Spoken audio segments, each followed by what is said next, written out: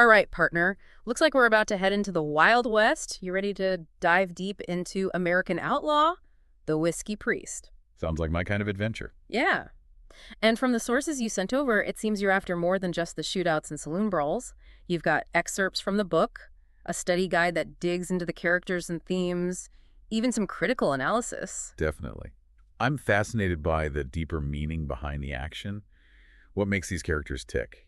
Right. It's not every day you come across a whiskey-drinking ex-gunslinger turned priest. A pretty unique premise, for sure. That contrast in Father Jack, the whole whiskey priest thing, seems pretty central to the whole story. What do you think? Oh, absolutely.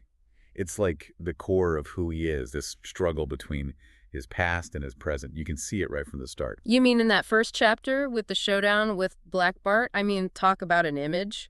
Father Jack quoting scripture while staring down an outlaw. It really sets the stage for everything that follows. That scene really stuck with me. Yeah. It's more than just a cool visual, though. I think it shows Father Jack's inner conflict. Trying to balance his violent past with his new faith. Exactly. It's something a lot of folks can relate to, even if they've never been in a gunfight, trying to make up for past mistakes, finding a new path, that idea of redemption. Yeah. The study guide made a big deal about the town itself being called Redemption, too. Right. It's not subtle, but it tells you a lot about what the author's getting at. It's not just about Father Jack. This idea of redemption runs through the whole community. Do you think it's like the whole Wild West is this place where people go to test themselves and maybe find redemption along the way? It's possible. We tend to think of the Wild West as this lawless, unforgiving place. Right, like the movies. Exactly. But maybe there's more to it than that. Maybe it's also a place where people can grow and change, find a new start. Huh. I like that. Makes you think about the Wild West in a new light. It makes me wonder, could we even think of the Wild West itself as a character in these stories? And what would that character even be like? Wow. That's an interesting question. I mean, we've got these outlaws, but we also see that community spirit you mentioned. Yeah, that's what makes these stories so fascinating. There's so many layers. Yep. Like Vincent, the crime lord. Who's secretly funding an orphanage. I know. What do you even do with that? Right? Talk about a moral dilemma.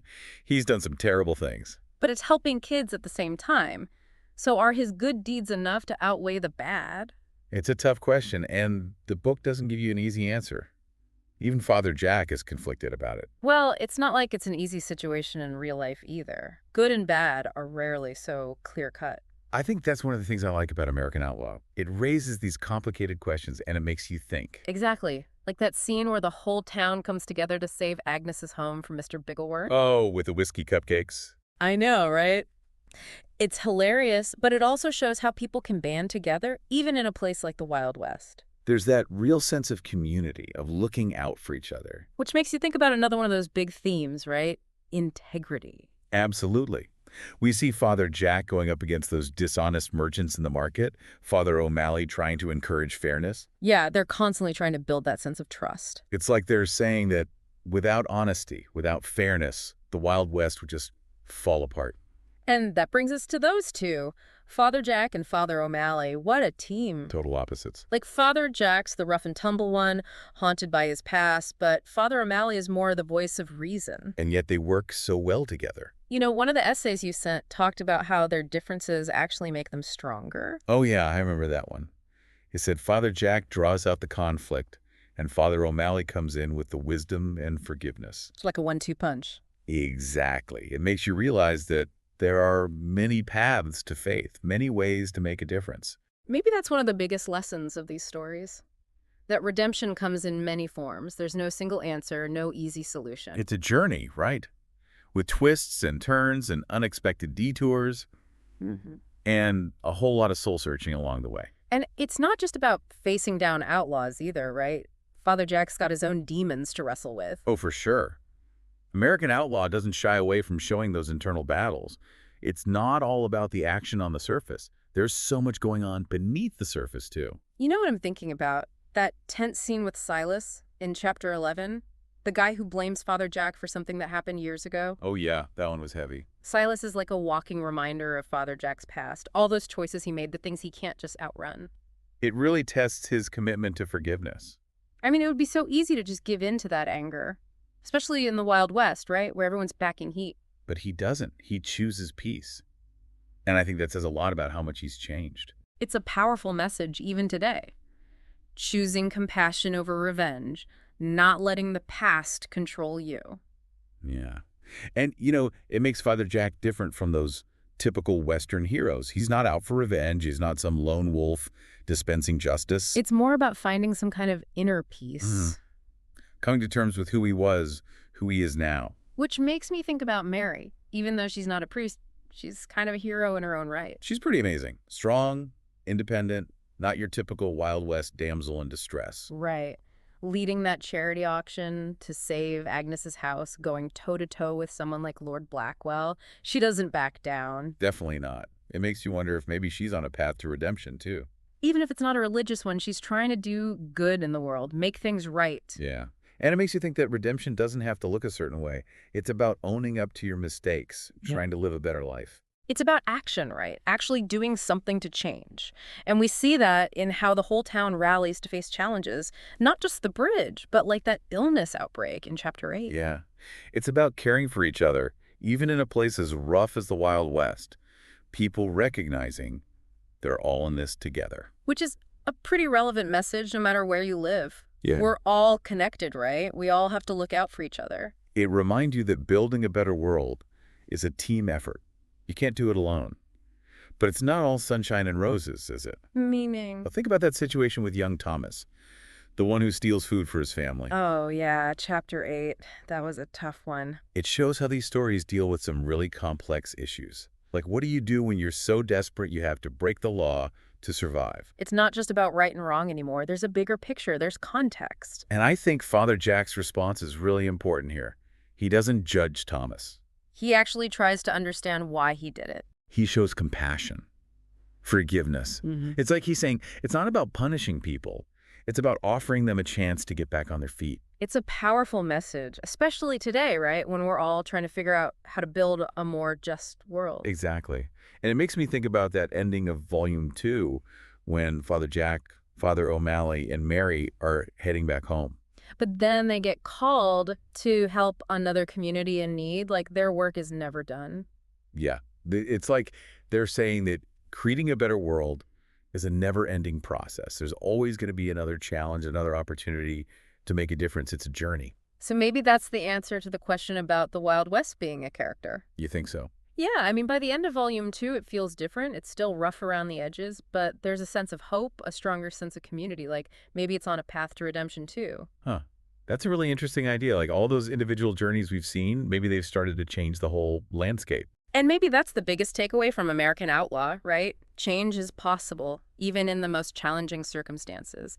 It just takes compassion, forgiveness, and a willingness to do the work. And that's a message that transcends the Wild West, transcends time, really. I think you're right. It's a message we need now more than ever.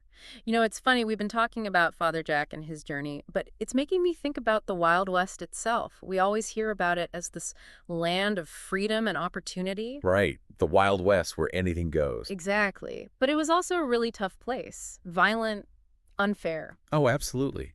It makes you wonder, is the author using the Wild West to say something about how civilization even works? So, like, do we create civilization or does it just sort of happen naturally? Yeah. And you see both sides of it in these stories. You've got the outlaws causing chaos, people like Mr. Biggleworth just out for themselves. But then you also see the community coming together to rebuild the bridge, take care of each other. Right. Like when they all pitch in to help with that illness outbreak. It shows they're trying to create some kind of order, some sense of justice. And it's interesting, isn't it? Because it's not always the law that brings justice. You're thinking about Father Jack. Yeah. A lot of times it's him operating outside the rules who actually makes things right. It's like he embodies that Wild West spirit, right? But he's using it to fight for what's good. He's kind of a walking contradiction, isn't he? A man of violence who's seeking peace. But maybe that's what makes him so interesting. He's got that internal struggle. He's not perfect. And I think that struggle is what makes these stories resonate, you know? He's not just a hero in a black hat. He's human. He messes up. Which makes me think about what you were saying before about the Wild West being a character. If it is a character, it's definitely not a simple one. Oh, for sure. It's got so many different sides to it. Beauty, hardship, opportunity. And danger. Don't forget the danger. Of course. But that's part of what makes it so captivating, right? Okay, so going back to that civilization idea, maybe the Wild West represents this messy middle ground. Between chaos and order. Exactly. It's not pretty, but it's real. And I think that's what the author is showing us. Civilization isn't this finished product. It's a constant work in progress, a back and forth between our better impulses and, well, the not-so-good ones. Wow, we've come a long way, haven't we? Started with the whiskey priest, and now we're talking about the whole history of civilization. It's amazing where these deep dives can take us. That's what I love about them. And I have a feeling these stories are going to stick with you. They make you think. Oh, absolutely. They stay with you long after you finish reading. I think you're ready to go back and explore American Outlaw with fresh eyes. You've got all these insights now, these different layers to uncover. I can't wait. That's the great thing about deep dives. They give you new ways to see things. To appreciate the story on a whole new level. All right, partner. We've reached the end of the trail for today. Our deep dive into American Outlaw, the Whiskey Priest, is done. It's been a real pleasure exploring this with you. We've covered a lot of ground, from moral dilemmas to the power of community, but I have a feeling there's still so much more to discover. There always is. So keep those questions coming, and until next time, happy reading. Thank you for joining us. Please like, subscribe, and share this video podcast. Also, go on over to Amazon and get a copy of my book. The link is in the description. Also, legalwritingusa.com.